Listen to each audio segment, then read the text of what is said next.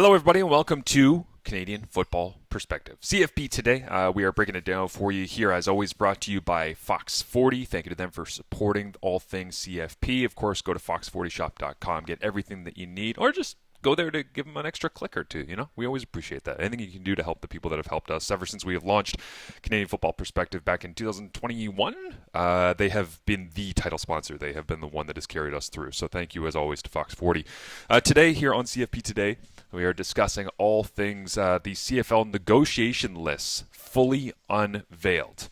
Player lists opened for the first time. 9 teams, the Canadian Football League, have made their negotiation lists fully public for the first time. Teams were previously required to disclose only 10 players in each of their lists on 2 occasions during the season, in September and December. The list will now be updated every 24 hours. In accordance with CFL bylaws, each team maintains a negotiation list of up to 45 players who are currently playing in other leagues. In college or unsigned, teams hold exclusive negotiating rights with players on their lists.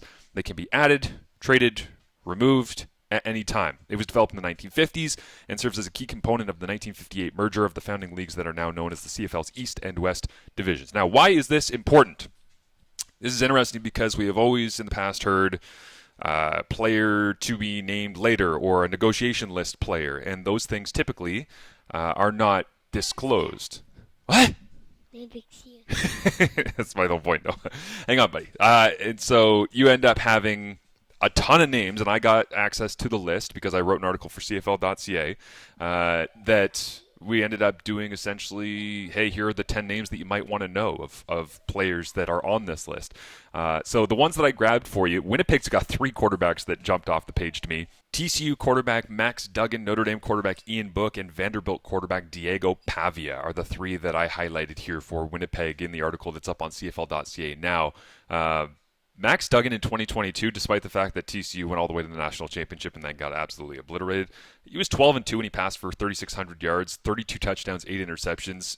But this is the thing about the negotiation list. You have players that typically, not everyone on this list falls into this category, but typically the reason they might get to the CFL is because they're bouncing around from team to team to team, or they have injury history, or they have, they've been on 6 practice rosters for 5 different teams over the last 3 years, or it's journeyman people, but they could come up here and potentially be difference makers. So there's a couple of names that the CFL put in their press release that they mentioned that have been previously on negotiation lists. Milt Stegall, Chad Owens, G. Roy Simon, and then Cam Wake, Ricky Williams, Chad Johnson, Jeff Garcia, Zach Collaros, Levi Mitchell, Roland Milligan Jr. They've all been part of team lists because they are highlighted. And sometimes you end up getting names on this list that are Tim Tebow, Brett Favre, like the just go for the big splashy name and, hey, it would be ridiculous, but if it happens, let's make sure they're on our list kind of thing.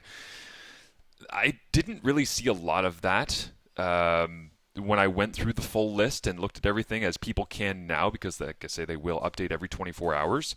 And so I think that people will enjoy being able to check in on this and see if there are names that they recognize.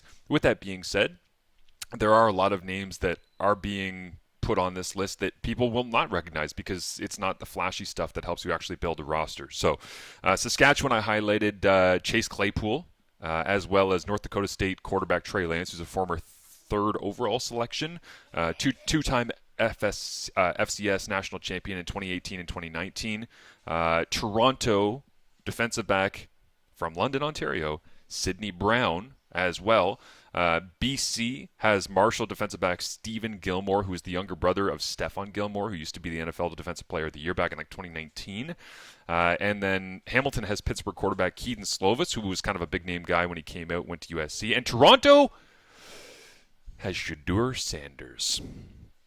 There's your big splashy name. Anyways, the full lists are going to be up on CFL.ca. Great initiative and pretty good quotes as well, I thought, were given by Stuart Johnson. And he said, "We are focused on giving fans and media more opportunities to connect with our product in entertaining and meaningful ways. By making the full negotiation list public, fans now have visibility into their favorite team's next star, who they could be, sparking discussion, debate, providing insight on how CFL rosters are built as well." So good stuff, interesting stuff as well from the CFL to be able to make that a reality. So thanks for listening. Thank you as always to Fox 40 for supporting everything we're doing around here, and we will talk to you Tomorrow on Thursday, talking Stampede Bowl. Little Stampede Bowl. There you go. Wow.